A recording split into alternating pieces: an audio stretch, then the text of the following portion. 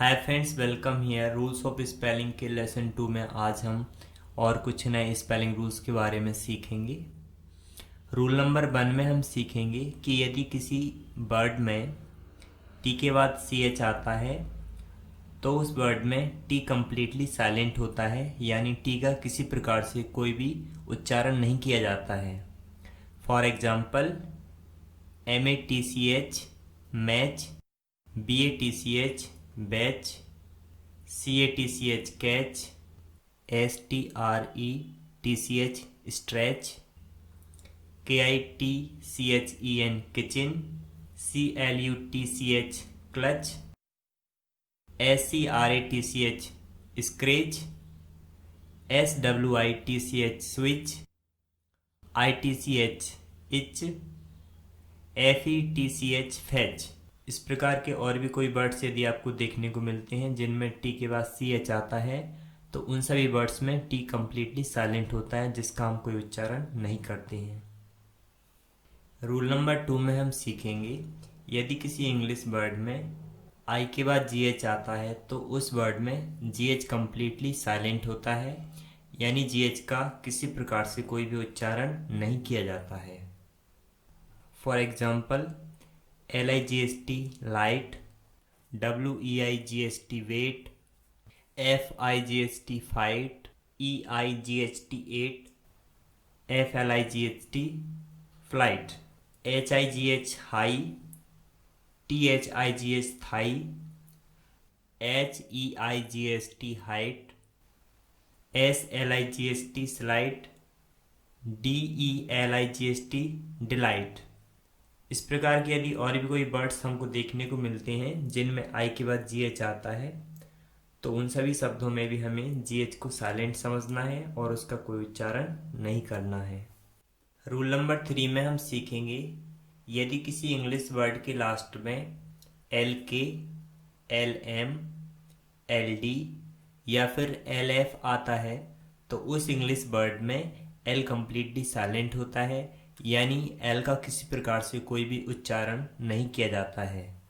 For example, PALM palm, CALM काम, WALK walk, HALF half, TALK torque, FOLK Fock, YOLK York, WOULD would, COULD could, SHOULD should. इस प्रकार के और भी सभी शब्दों में L कम्प्लीटली साइलेंट होगा और इसका हम कोई उच्चारण नहीं करेंगे। इसके बाद रूल नंबर 4 में हम सीखेंगे कि यदि किसी वर्ड में C आता है, C फॉर कैट, तो उस वर्ड में C का उच्चारण का के रूप में किया जाता है। लेकिन यदि C के बाद I या फिर E या फिर बाय आता है तो उस वर्ड में C का उच्चारण सा के रूप में किया जाता है। For example, CEMENT cement, CITIZEN citizen, CINEMA cinema, CANCER cancer, POLICY policy. इन सभी वर्ड में सी के बाद या तो आई है या फिर ई है या फिर बाय है, इसलिए यहाँ पर सी का उच्चारण सा के रूप में किया जाता है। इसके और भी कुछ एग्जाम्पल्स हैं जिन्हें हम 1 बाय 1 रीड करेंगे, जैसे कि DEVICE device, CYCLE cycle, CITY city, CIRCLE circle, SLICE slice. इस तरह के और भी कोई वर्ड्स यदि हमें देखने को मिलते हैं तो उन सभी वर्ड्स में भी सी का उच्चारण हम सा के रूप में करेंगे।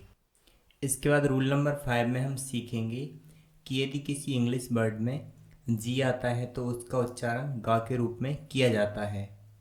लेकिन यदि उस वर्ड में जी के बाद आई या फिर ई या फिर बाय आता है तो उस वर्ड में जी का उच्चारण जा के रूप में किया जाता है। एग्जाम्पल के लिए हम यहाँ पर कुछ वर्ड्स को रीड करेंगे। ENERGY energy, DIGIT digit, GERM germ, ENGINE engine, ANGEL angel.